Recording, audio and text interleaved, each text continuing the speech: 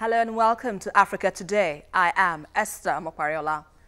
In a continent where migration has gone transatlantic and corruption is now transgenerational, terrorism remains a global phenomenon and a source of transnational concern.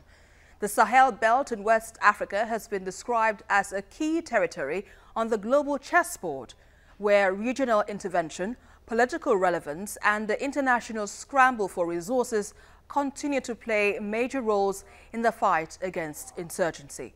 And so we ask, what are your thoughts on the efforts to tackle terrorism, with France offering support for the West African counter-terrorism force? You can join the conversation and share your thoughts with us on Twitter at TVC Connect. A report now to launch the program, and Africa Today will continue. Welcome on board. The leaders of the G5 Sahel bloc, Mali, Burkina Faso, Mauritania, Niger and Chad, along with French President Emmanuel Macron, kicked off the summit in Bamako on Sunday.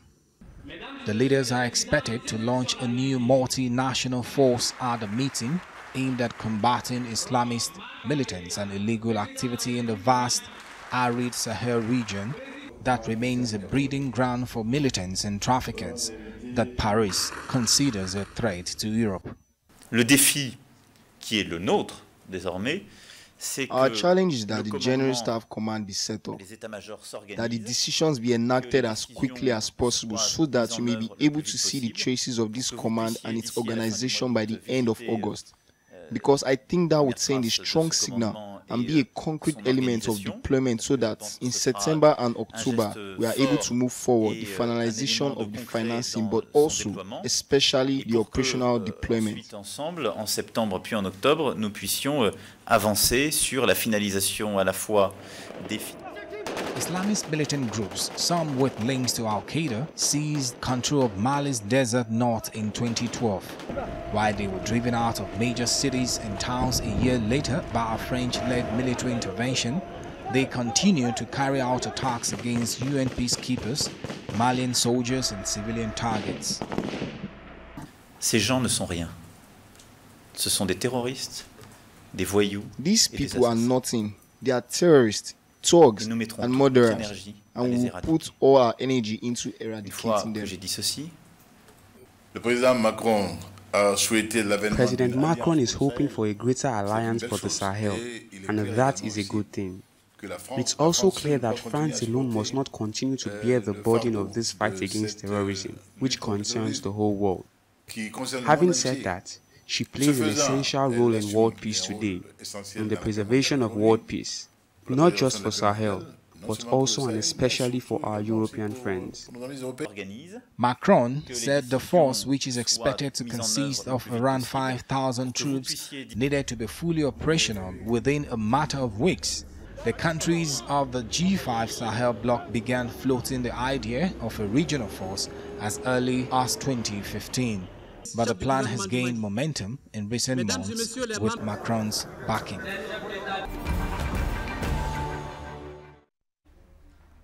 Welcome back.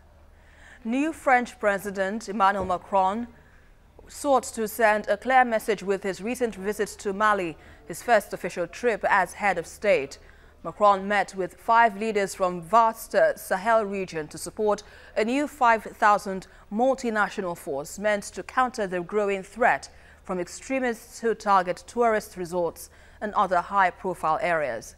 Joining me in the studio on Africa Today, I have Innocent Chukwuma, Regional Representative, Ford Foundation, West Africa. Good to have you here. Thank you on the for program. having me.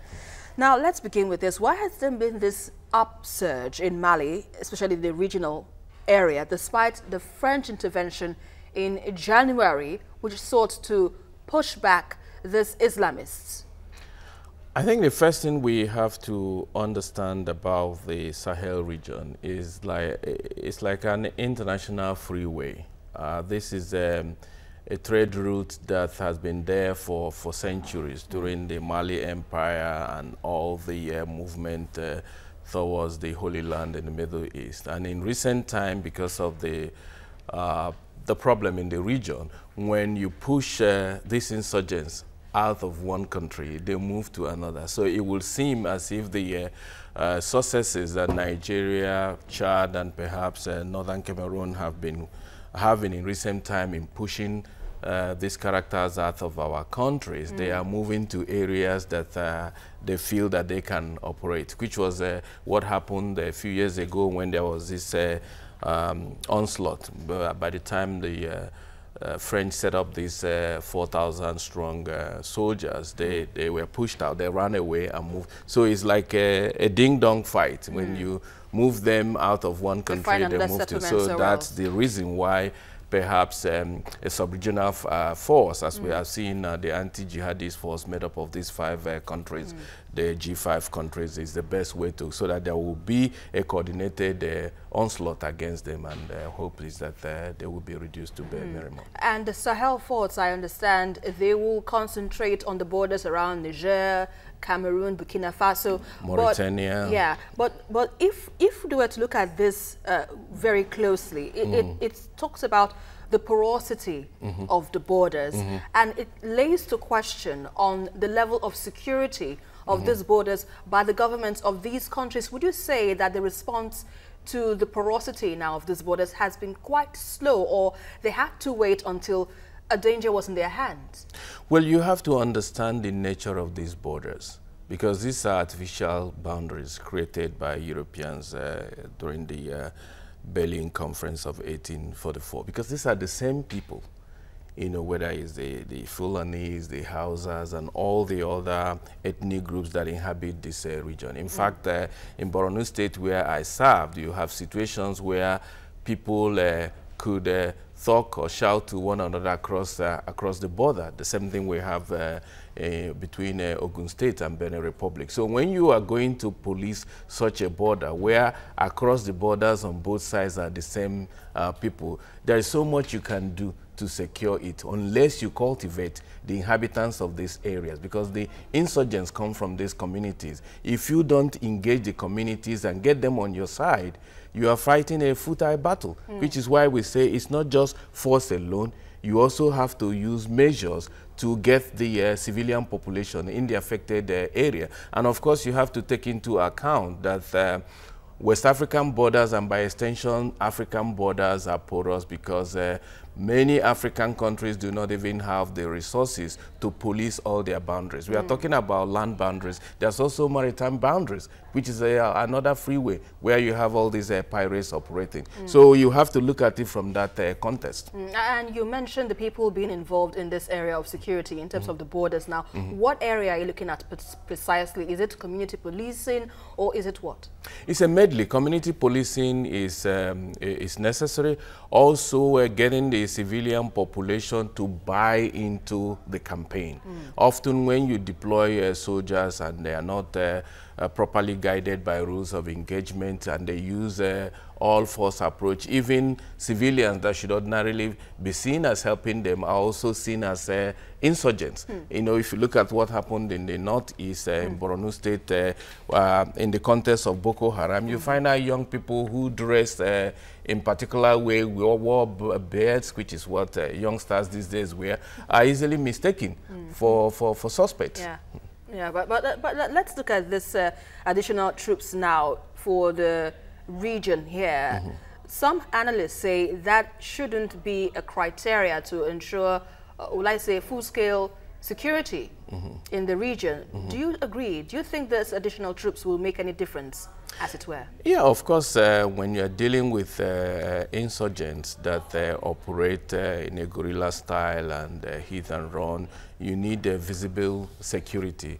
Prior to now, you had only the 4,000 French soldiers. Of course, the UN mission in Mali, MINUSMA, had about 11,000 peacekeepers. So this additional 5,000 will definitely boost the numbers. If you also take into account the 70 vehicles that that France promised to send, and the additional resources we hope the UN will do. There are some issues between France and the US about who will pay for the mission. You know, when the resolution was before the Security Council, the US opposed the initial draft because it gave all this all out by any means necessary, which they felt was not needed. Until that language was removed, the US came on board. But we're also dealing with a US administration that is interested in reducing the burden that the U.S. bear in funding this. So yes, soldiers are important, vehicles are important, but we need resources to feed these soldiers. We need resources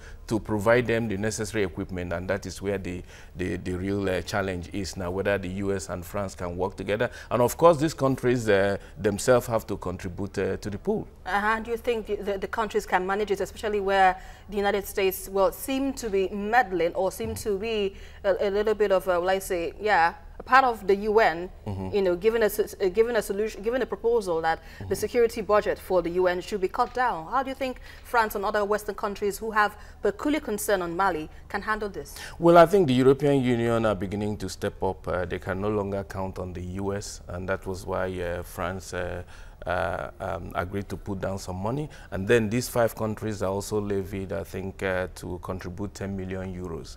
But these are poor countries, among the poorest in the world. Let's see how they are going to raise their money amidst other priorities. But security is, in the pyramid of development, is at the base, so they have to prioritize it. They have to be seen to be putting something on the ground and not always depending on international or the big powers alone to put the money, because this is battle, you know, in the backyard. All right, let's quickly go on a short break. You're watching Africa Today, and we have been looking at efforts to tackle terrorism, with France offering support for the West African Counter-Terrorism Force. We'll have to go now and be back in just a moment. Welcome back. Now, many were surprised when Mali, a budding democratic success story after 3 open elections and 2 peaceful transitions of power, imploded with a separatist insurgency, a military coup, and the breakdown of state control in 2012. Mali, surrounded by countries with porous borders and internal conflicts, endured a civil war fueled by the return of armed fighters from Libya after the fall of Muammar Gaddafi in 2011. Well, I still have Innocent with me in the studio, and we're looking at this matter critically. Well, before we went on break, you were giving me your perspective on this additional troops in Sahel. Are you now saying that it is a plus to curb terror? I think so, in the sense that when you have 5,000 troops contributed by the G5 countries, they will have to spread out to areas where they were thin in the first place. Because if you look at the 4,000 French soldiers, they were largely concentrated in Mali, similarly with the MINUSMA UN peacekeepers. So the hope is that these additional 5,000 soldiers and the agreement to deploy them to the borders would you know, address the areas that are gapping up till now. Because if you look at the Burkina Faso angle, I'm not sure that it's as effectively covered. And so the whole idea, I believe, is to boost the force they have on the ground. But I also do understand that in similar trouble spots in other parts of the world, it will seem that additional troops have not helped. But in the case of Mali, it did help. If you look at in 2012, when the rebels invaded the country up and were approaching Mali, it was the French soldiers more than any other troops in the region that pushed them back. Well, they pushed them back, but we're still going back to the same drawing board. But Mali had not deteriorated the way it did in 2012 when they were buffeted from all from the north and other places. But is it safe to say that this system of approach would end this fear of terror in the region? Because we're looking at civilians, we're looking at casualties that might be affected in this battle. So isn't there any way that this can be managed without having to put lives or put civilians on the line? Well, I agree with you. It requires more than deployment of troops. We also have to look at the contribution of climate change, which is an area that countries in the region have not taken seriously.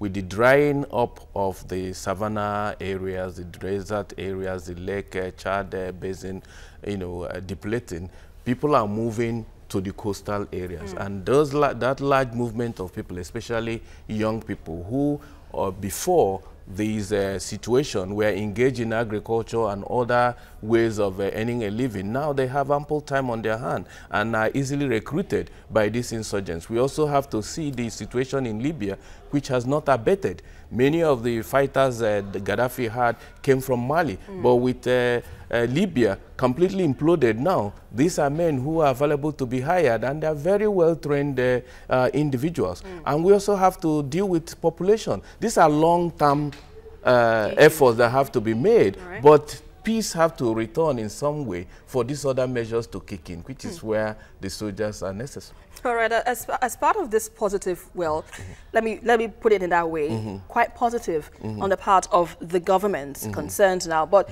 there are analysts who are of the view that internal conflict in Mali might hamper the fight on these terror groups. Do you share the same sentiment? Yeah, Mali is a country that had been simmering, you know, prior to 2012 and also prior to 2011 when Gaddafi was routed out. Mali was touted as one of the stable democracies in West Africa. True. If you use the inter-party alternation of power as a milestone for measuring the growth of democracy in the region, they achieved it 2 or 3 times. But after the 2011 situation, things started turning upside down, which goes to show that stability and democracy in a country within the region does not rest on the countries alone.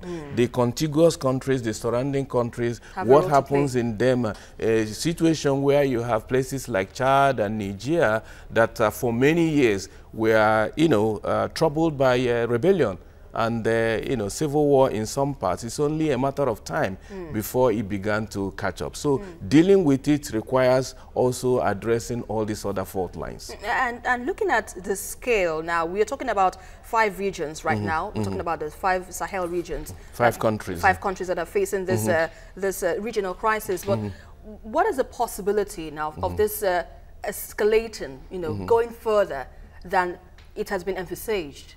Well, I thought you would ask about why wasn't Nigeria involved in it, you know, because the situation in Nigeria, a lot of analysts would tell you, was also contributed to by the instability in the surrounding countries, the Chad and Niger. Many years before Boko Haram broke out, we used to have rebels who make incursions from the neighboring countries into Nigeria. In fact, a section in Maiduguri, the capital of Borno, is known to, I think it's called Congo Town, or I don't know the particular name now, but these are people who fled these other areas. So the countries that are not involved should also find a way of coordinating with these countries, because if you push them out of these 5 focal countries now, they may run to the others that didn't have the same you know, contingent security availability. And if at all the countries were already, and you know, to secure, you know, their territories, another issue one would raise is funding, like we rightly mentioned now initially about the United Nations, you know, having to cut security budget and all. But funding seems to be the major issue for security operations in these regions. Now, how can we have a government who can live up to its responsibility of securing the lives of its people and as well providing the necessary funds to make the operations, you know, successful? That's actually the key thing, because even before active conflict broke out, these are states that are in varying degrees of failure. You know, where the governments at the center do not even have the resources to man their territorial borders. And these are countries with large land mass.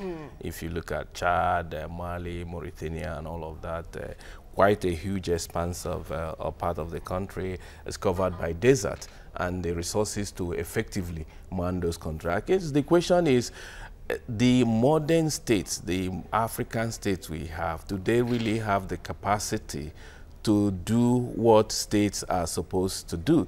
If you believe in the Weberian concept of state or social contract, where people give up their sovereignty in expectation that the state will provide security and welfare for them, are the modern African states fulfilling that? that's the key questions to ask. Because in my view, they are only glorified states. They don't really have what it takes to defend their boundaries. So is it a case of is it a case of no lack of resources, or is it a case of ineptitude, or what? You have to link it to the larger question about governance, accountability in governance, effective utilization of resources, the type of people we elect into power, or who shoot themselves into power. Are they really the best the countries can produce, to govern them? I mean, if you bring it back home here, we can ask the same question. For how many decades have we been ruled by people who are, if you like, third or second 11, if you want to be charitable, until these societies start being governed by real people who know, what it takes and are elected through processes that are credible and fair, we'll continue to have this kind of crisis. And they rightly say people get the leader they deserve. So the question still boils down to the people having to elect the right persons and not selling their votes, for, well, we know what the level of pauperization and impoverization of people in the region. Do they even have the power to do that? And when they come out to vote, do their votes really count? And that is a question that really needs to be answered some way, somehow. But if we're to drive this home, where do you see this issue going to, and how can we nip this in the bud in the shortest time possible? The difficult thing is that once terrorism comes into a place, once a place is racked by insurgency, it takes quite a bit of time to resolve. Because if you look at places like Afghanistan, you look at places like Iraq, that we have been on this thing since the 90s, early 2000, the Iraqi situation, the first war against Saddam was over 15 years ago, and we're still dealing with the same situation. So that gives you an idea that this is not a short walk. It's not an overnight walk. It's something that we have to deal with for a long time to come. But then the important thing is what is being done. Let us handle active conflict. When we, through the deployment of these soldiers, make sure that our active wars are stopped, then we can have the enabling environment to invest in other areas, engaging the population, providing basic needs, ensuring that governance is properly done in an accountable way, and that leaders who really mean well for their countries are elected. And do you have hope in the country, in African countries? I'm in the business of optimism, marketing hope. If I don't have a hope, I would not have accepted to come to the studio to talk about how to address it. Yeah, and with that hope, let's hope that everything, comes to its head where we can say, yes, we have peace in our region, in Africa. We appreciate your analysis. Innocent Chukwuma, we thank you very much for all you said on the program. Thank you. Now, in the last 60 years, France has maintained political and economic influence over former African colonies with a foreign policy that has been faithful to its neo-colonial roots and grounded in a yearning for lost empires. To foster long-term stability in Mali, the international community must look beyond technicalities by addressing political and social concerns, ensuring that solutions aren't just made in Africa, but are made for Africans. Well, that is our package for today, but don't forget to join the conversation as usual on Twitter at TVC Connect, and also follow me for updates around Africa at Esther TVC News. Until the next one, I am Esther Mokwariola, and always remember, this is Africa. Bye for now.